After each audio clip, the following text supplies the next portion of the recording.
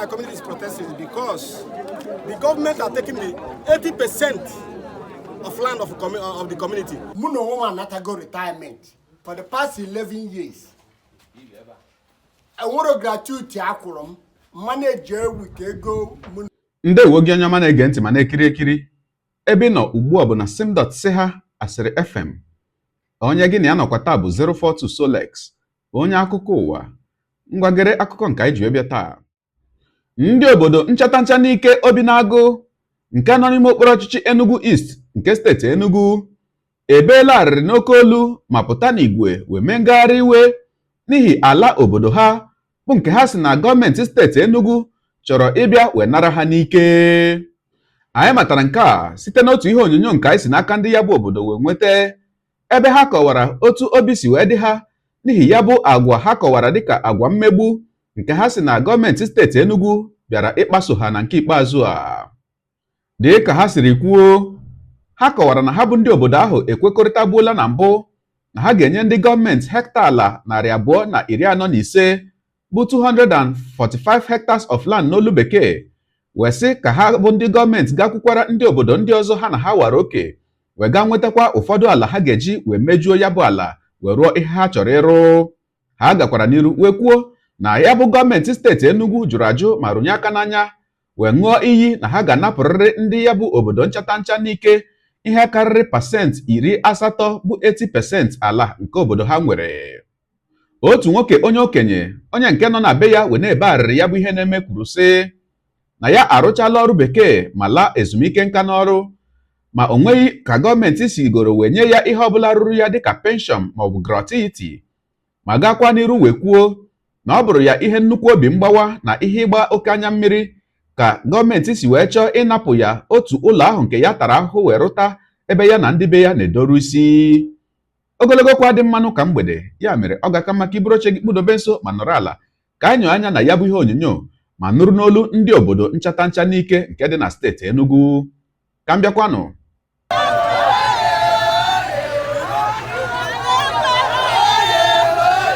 The problem my community is protesting is because the government are taking the 80% of land of the community. We have already, the committee have agreed to give them 245 hectares of lands to take and use it for doing Enugu and for them to collect from other community.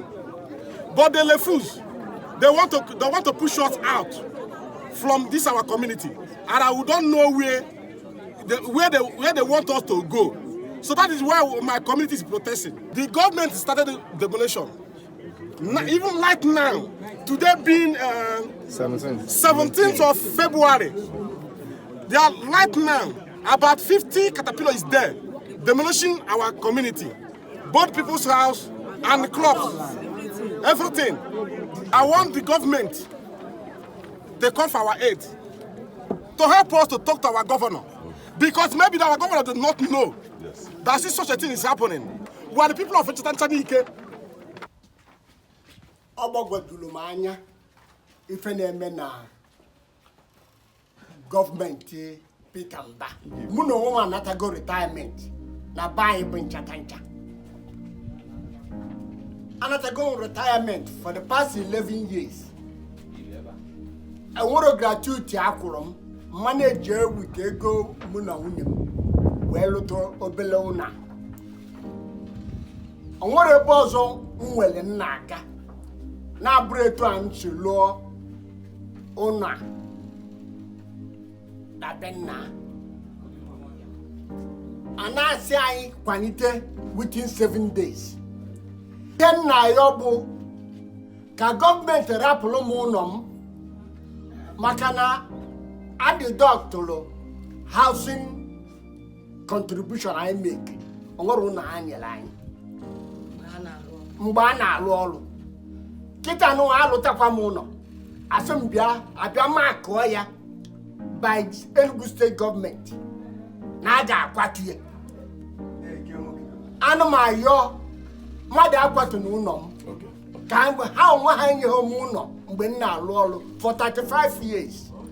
Ọ jọgburu onwe nke ọjọọ ya bụ na eji katapila akwatu ugbo akpụ agụ ji ndị Nigeria kịta egbu tinyere ihe ndị herdsmen na-eme n'ugbo pentakari bụ 1,500 a na-akwatu ugbo anyị ọ jọgburu onwe ya arụgidere m ọrụ anya nyebe m nsogbu kịta adị m afụ ụzọ ebe ka m ga-eje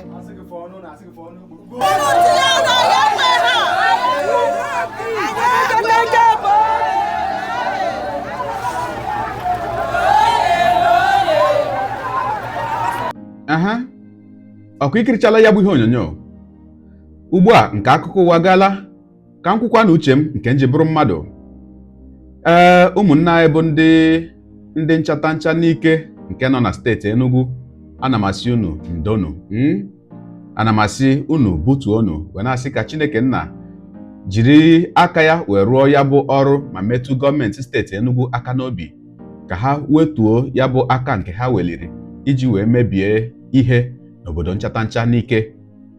Wee na-asịkwa gọọmenti steeti Enugu onye okwu m na-agara bụ aka na-achị steeti Enugu bụ His Excellency Barrister Peter Mbah, wee na-asị ụdị ihe a na-eme na steeti Enugu abụghị ihe anyị tụrụ anya na ọ ga-ebido mewe n'ala Igbo. Nke a anyị ka na-eti mkpu wee na-arịọ ụmụnne anyị niile ndị nwere akụnụba na mba, ndị nwere akụnụba n'ebe na-abụghị ala Igbo, ka ha buru akụnụba ha wee lọtawa. Onye ahụ na-akwadozi ibu akụnụba ya wee lọta ụlọ maka na asị na akụrụ ụlọ amara onye kpara ya. Onye ahụ na-akwadozi ole anya n'ụlọ ọ na-ahụzi ndị nwere akụnụba nke ha n'ụlọ, ndị rụrụ ụlọ nke ha n'ụlọ ebe a na-akụrụ ya ma na-akwari ya. Ọ bụghị ihe kwesịrị ekwesị, ọ bụghị ihe ziri ezi anyị nwa ị na-ahụ n'ala Igbo ugbu a. O nwekwara ike ọ bụrụ na gị nwa bụ gọvanọ steeti Enugu amabeghị ihe na-eme dịka nke mere na izu ole na ole gara aga, ọkọnọ ka nsị n'ọnwa gara aga, na ogbe ama dịka Centenary City na steeti Enugu ahụkwa, ebe a chọrọ ịkụri ụlọ nwanne anyị nwoke bụ Untouchable Comedies. Anyị mechara na-anụ na gọọmenti steeti Enugu amaghị dị sef na ụdị ha ahụ na-eme, mana nke a kwanụ amaghị m ka ya bụ gọvanọ ọ mara ka ọ maghị, mana ana m asị onye ọbụla mara gọvanọ steeti Enugu, onye ọbụla nọ ya nso, biko mee ka ọ hụ ihe onyonyo a. Anyị makwa na nke bụ eziokwu bụ na a sị na ala niile bụ gọọmenti nwe ya, dịka iwu obodo si wee dị, na ala niile bụ gọọmenti nwe ya. Mana nke bụkwa eziokwu bụ na o nweghị gọọmenti ọbụla anya dị mma ga-eje tinye aka n'ịnapụ ụmụ ogbenye ebe ọ ga-abụ ọ napụ ha ihe siwere ha ike.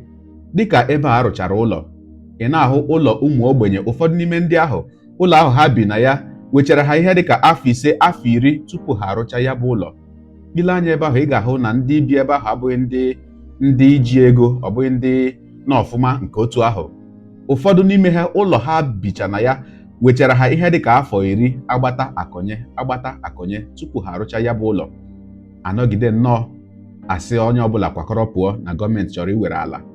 Ọ bụrụ na o nwere ihe ọzọ na-adagbu ebe ahụ, ọ bụrụ na o nwere ihe ọzọ na-esegbu ebe ahụ, nke ahụ ka m amaghị, mana ọ bụrụ nnọọ na gọọmenti nwere ihe ha chọrọ ịrụ, ọ wee bụrụ ebe a ga-arụ ya bụ ihe bụ nsogbu, asị nọọzi ka eje chụpụ ndị nwe obodo, chụpụ ndị rụcharala ụlọ, ma nweghị ihe ọbụla dịka negotiation nke ga-ebute compensation iji wee tie ha aka n'obi.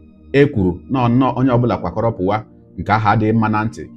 Abịakwanụ na nri ndị mmadụ kọrọ n'ubi nke a na-emefu wee na-emebi maka ya bụ nkuri na nkwari, maka ya bụ nsụcha nke na-aga n'ihu ebe ahụ, ana m asị na ụdị ihe a abụghị ihe kwesịkwara ịnụ n'oge dị otu a. Unu na-ahụ ihe onyonyo na-efegharị ebe niile na ndị ugwu si na onye ọbụla abịazila azụ nri na be ha. Nke bụ agụrụ nọ n'ụzọ wee na-abịa ugbu a na nri niile ha kọtara n'ugwu Awụsa, na ndị Awụsa ndị ugwu ga-erijugodo afọ tupu ndị ọzọ abịa na-azụrụ ya bụ nri na-apụ. Ahụrụ m ihe onyonyo ebe otu gọvanọ, echefugo m steeti ọ na-achị n'obodo ndị ugwu, kwuru ya bụ okwu, ọ dịka Taraba steeti. Mmechakwanụ hụ ihe onyonyo ọzọ nke si na steeti Niger wee pụta, ebe a na-egosi ọtụtụ ụgbọala ogologo ụgbọala mbụ trọk nke eji ebu ibu, nke eji ebu nri ebulata n'ala Igbo, ebujekwa na mpaghara dị iche iche nke obodo Naijiria. ebe a na-atọ ọnụ ha bak si na ọ bụrụ na ị chọrọ ibu nri a wee na-apụ apụ si n'ugwu Awụsa wee na-apụ, na ọ ga-akara gị mma na ibuchiri ya bụ nri n'ugwu Awụsa ma ọkwanụ atọpee ihe niile nọ na ụgbọala ahụ ebe ahụ onye ọbụla abụsa ya. Ọ ya nwa ka anyị na-anụzi na ihe mmadụ tara afụ konye n'ubi na be anyị, n'ụlọ be anyị n'Enugu kwa, maka na gọọmenti chọrọ iwere ala. Gọọmenti amanyenwuzi notis gwa ndị nwere ihe n'ubi na a na-enye ha taịm dị otu a to taịm dị otu a unu wepụ ihe unu kọrọ n'ubi. Onwe gọọmenti anya dị mma ọ na-atọ ụtọ ma ha hụwa ndị ha na-achị achị ebe ha na-ata ahụhụ. Onye nsị ka njụ ọnụ. Ọ dị mma ka njedebegodi ebe a, maka gịnị? Atụọrọ ọmara ọmara, atụkwara n'ofeke ofere sitie n'ọfịa. O wee bụrụ maka ya, gị onye ụwa, onye na-egere akụkọ ụwa m, ịmarala n'etu anyị si eme ya. Deere ebumnuche gị etu isi wee hụ ya bụ ihe nke ikiriri ugbu a na ngalaba okwu ka anyị mara uche gị, n'ihi na uche onye adịghị ya njọ. Daalụkwa gị onye so eburu anyị esonye. Ekelekwa gị onye asị gị jide ka iji, onye asị ya jide ka o ji, ịmara na ka o ji kacha mma. Ekpere m bụ na Chineke nna ga na-anọnyere gị ọpụpụ gị na mbata gị, na-etinyere gị aka n'ezi ihe niile nke ị na-eme. Gị taa bụkwanụ mbụ ị na-ahụ ihe onyonyo anyị, asị gị nnọọ. Onye gị na ya ka nọkwa bụ 042 Solex, onye akụkọ ụwa n'iru akwụkwọ efere mba ụwa. Ya mere ọ bụrụ na ka m mere dị gị mma n'obi nwanne, biko ọ bụ na Facebook na Instagram ka ị na-ahụ ihe onyonyo pịara m follow, ọ bụ na YouTube ka ị na-ekiri ya bụ ihe onyonyo pịara m subscribe, ya na mgbịrịgba anya n'akụkụ ka ị nwee ike na-enweta ihe onyonyo ndị ọzọ m ga na-ewetara gị n'ọdịnihu. Ọ bụ na Twitter ka ị hụrụ ya bụ ihe onyonyo pịara m follow, ọ bụ na TikTok itikere m follow ma atọ ọkụma. Igbo ndị ọma njem ọnụ, Igbo mụrụ nze m ọzọ, ekelekwa m unu wee na-asị na ọ ga na-adịrị unu niile mma o. Ise ngwanụ tụsara m ihe onyonyo a na-atụsara m ya bụ ihe onyonyo na apịrị maka na share button ya mara gị mma ezigbo mmadụ. Udo dịrị unu.